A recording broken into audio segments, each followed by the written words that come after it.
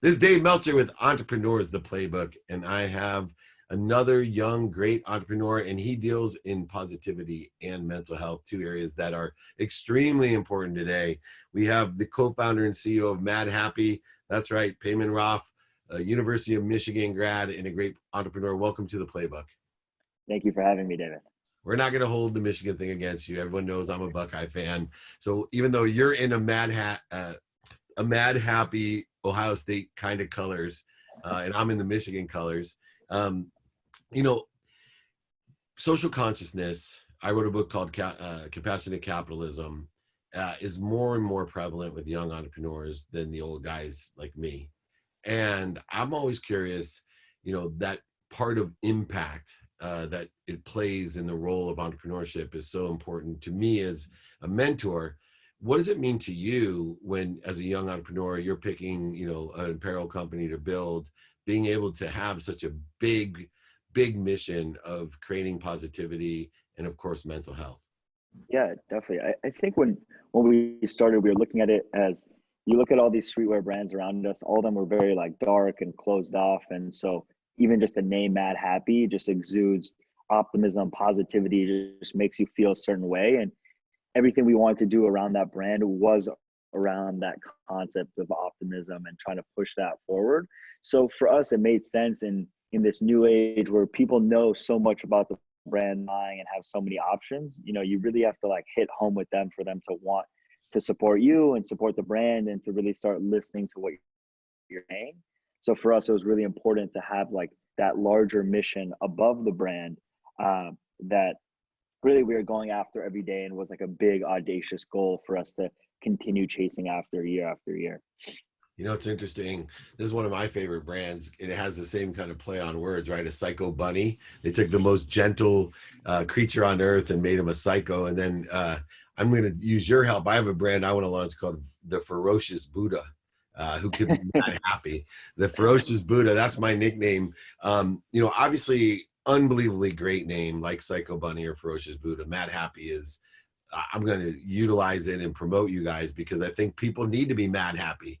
In the crowded space of apparel, though, it takes more than a name. What have been some of the biggest challenges in launching a brand in the apparel space? Yeah, definitely. I think we got off to the right start with having such a name that's like very polarizing. Like once you hear it, it stays in your head. But soon after, you realize like you still have all the same difficulties of launching any apparel brand, right? So I think on the first end is making sure that you have a good supply chain, right? Usually when you're starting out, you don't have all the relationships, you don't have any leverage with uh you don't have any leverage with your vendors. So it's really just about figuring that out day by day. And any apparel brand, I think, starts that way, right? You have one vendor and you start broadening that out. So the supply side was really important for us.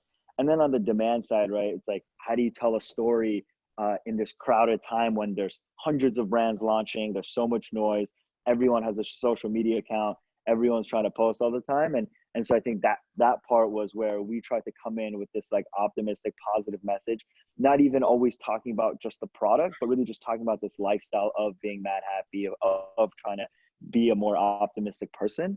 And so combining those two things were like the two big challenges early on.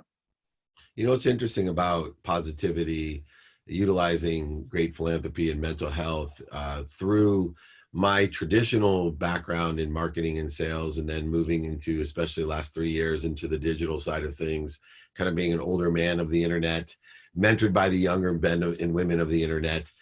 But to me, it's interesting because it's very clear that there's about 87% of the people that are working at a lower vibration. And if you realize that, of course, today in compressed times of uncertainty, accelerated change, a lot of anxiety and ego, a lot of pressure on your core objectives of positivity and mental health, both are being truly challenged. It's interesting when you can be aware of that 87%. That like to watch train wrecks, that are the reason that the Kardashians and the Tiger King do so well. I think it's important for young entrepreneurs like yourself not to get discouraged because the 13%, number one, is a very large number. You can Yeah. access that 13% of 4.2 billion people and growing very quickly. But also, one of the encouraging things, and this is part of positivity and mental health, is that one particle of light overcomes a million particles of darkness. What are some of the core values of your company that not only, obviously you have a philanthropic company, but the culture itself is one of positivity and of mental health or being happy? What are some of those core values that you think would help people today in that 87%, maybe make a re-engineering or a restart in their lives to join us on the 13% of positivity and mental health? Yeah. Yeah, definitely. I think the first thing for us was all about the perspective. Like we never started Madhappy with the idea of everything's always good. Actually, what Madhappy is about is that you're gonna go through ups and downs in life. It's about how you perceive those things as they're happening to you, right? And I think right now is a perfect example of that, right? Like we're all at home. It's a very uncertain time, and it's a very easy time to start being pessimistic and say, like, the world's against me. I just lost my job, or I'm having all these issues, and it's really just about how you look at things, right? Even the word mad happy, that play on itself, you could go with, oh, I'm mad happy, right? Like how you did, or you could be like, oh, like, does this mean I'm like not happy? Like, what does it mean, right? And I think it's really about like the perspective you have, right? So that's the thing that we're trying to promote as much as possible, right? Choosing the path of optimism is what's most important to us. And I think if we can spread that message both through our content, both through our product, through our stores, then I think that has a ripple effect, like you said, and allows people to take that light with them to other people and continue spreading that larger mission around the brand, right? And then as you go deeper into the brand and you want to learn more, that's where like the mental health resources that we're providing kick in, because it's like first people have to know about your brand, they have to respect your brand to want to listen to you in the first place. So I think that's how we've tried to position that side of what we're doing and trying to spread. And I always look to the creative innovations of young entrepreneurs when they see things differently, because one of the disadvantages of being more experienced and seeing all types of different businesses, you would think you would be more open to opportunity and you could see opportunity where it's not.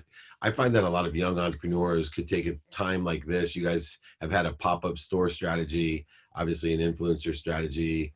What areas have you seen that now have created opportunities for apparel companies like yours? I'd love to have you share your creativity and innovation for everyone, because I think utilizing your perspective is invaluable to entrepreneurs. Yeah, for us, I think we saw, okay, like we've done very well in these stores. We're lucky to have an online business in the first place, right? Where we can direct people. We're lucky that we do have a following on social media and across different platforms. But for us, it was a new thing as well, because we had to shift everything away from any of the in-person stuff we were doing and try to figure out how do we do this now online only, right? And I think for us, it was really about trying to shift some of those programming moments that we had in mind in our stores and do them across Instagram Live, which has been successful for us over the past couple of weeks, and figure out how to story tell better around our releases when they can only happen online, right? So figure out who's the right partner here, how can we give back in this moment, right? Because I think at the end of the day, we want to feel proud about our work, and it didn't feel right to just go on business as usual with the normal number of releases we have and not really address what's going on. And so I think on the content side, we've done a good job of addressing, the distressing times we're in, and then two, trying to push a path forward on how we think as a brand we could fit into this landscape. And I think it's worked well for us so far. But I would say we are very lucky. Like we're still a very new company. So it's not like we have 10, 20 stores that we have to close and pay rent on, right? We have one store on Melrose Place. So for many regards, we're lucky with that, right? And I think that it's just evolving every day, and we're trying to test new things, and it's been a fun time to see how creative we could be. That's awesome. One of the things that we share, not in college fanhood, but more importantly, we have the similar philosophy that I think is the distinguishment of success, especially today. And the first one is toughness through positivity and mental health. Having that perspective really creates the ability to smile through struggle, to find opportunity when others are searching for stability. And it's obvious that your brand, Madhappy, is built on being tough. But the interesting thing I found is it also is built on telephone, right? I tell people if you want to distinguish yourself, you got to be tough and learn to use the telephone. And you really have implemented a strategy via the telephone. Um, it's counterintuitive that a young entrepreneur with a growing brand and store would utilize the telephone so much. Why do you think, like I do, that this is a distinguishing advantage in the market? Yeah, I mean, I think for us, like we've tried because we've been a very small team, we have to be like very resourceful, and that means that we have to be like willing to try things that maybe wouldn't be done at a bigger company or after like things are set in stone. And so for us, like we're always looking for opportunities and kind of like trying to grab them as they come and going out and chasing after them. And I think that's what helped us so much early on because we didn't raise any money to start, and it was just 4 or 5 of us just trying to build this thing from the ground. So it was like we had to try to find any advantage we could. And I think that's carried over, right? It's only been 3 years since we started the brand. So we still feel that energy within, the 10, 12 full-time team that we have here. And we're just trying to like keep that going for as long as we can. That's awesome. And last thing now, there's no such thing as an overnight success. As much as you've been in business 3 years, you've been an entrepreneur much longer, and your strategies and lessons have come and keep on coming for you, I'm sure, as the landscape changes faster than you've ever imagined. And your landscape probably isn't changing far past your imagination compared to some of the more experienced people that have a traditional view. Although the only disadvantage that I see for where you're at is that you've only lived in good economic times, right? We've have had only economic growth and stability for the last 13 years. This is your first experience through what will be challenging for positivity and mental health, which I think elevates and escalates your brand. What's the biggest lesson as a young entrepreneur, as a new startup, as a growing brand that you've learned through these compressed times of uncertainty, through these accelerated times of change? What's the key lesson that you've learned?